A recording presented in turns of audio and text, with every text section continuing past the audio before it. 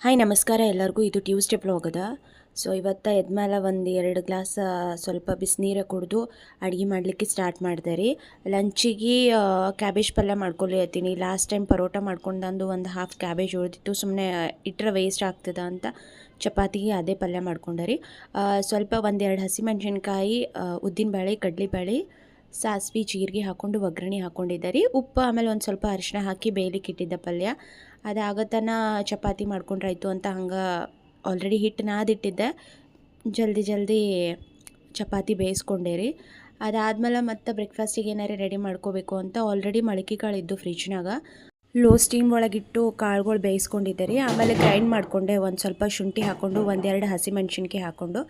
ಅದಾದಮೇಲೆ ನಮಗೆ ಏನೇನು ಬೇಕು ವೆಜಿಟೇಬಲ್ಸ್ ಒಳಗೆ ಮಿಕ್ಸ್ ಮಾಡ್ಕೋಬೇಕು. ನಾ ಬೀಟ್ರೂಟ, ಕ್ಯಾರೆಟ್, ಆನಿಯನ್ನ, ಕೊರಿಯಂಡರ್ ಲೀವ್ಸ್, ಒಂದು ಸ್ವಲ್ಪ ಲೆಮನ್ ಸ್ಕ್ವೀಸ್ ಮಾಡಿದ್ದೆ, ಉಪ್ಪು ಹಾಕ್ಕೊಂಡಿದ್ದೆ, ಸ್ವಲ್ಪ ಹಿಂಗೆ ಹಾಕ್ಕೊಂಡಿದ್ದೆ.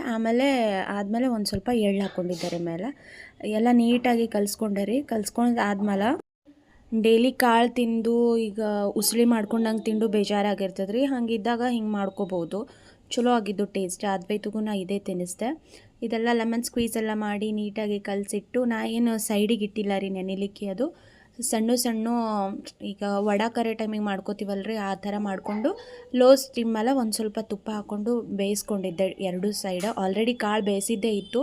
ಸೊ ಸುಮ್ಮನೆ ಬಿಸಿ ಆಗಲಿ, ಆಮೇಲೆ ವೆಜಿಟೇಬಲ್ಸ್ ಹಸಿವಿರ್ತಾವ ಅಂತ ಆಫೀಸಿಗೆ ಲೇಟ್ ಆಗ್ತದೆ ಅಂತ ಹಿಂಗೆ 2 ಕಡೆ ಇಟ್ಕೊಂಡು ನಾ ಬೇಯಿಸ್ಕೊಂಡ್ಬಿಟ್ಟೆ ರೀ ಜಲ್ದಿ.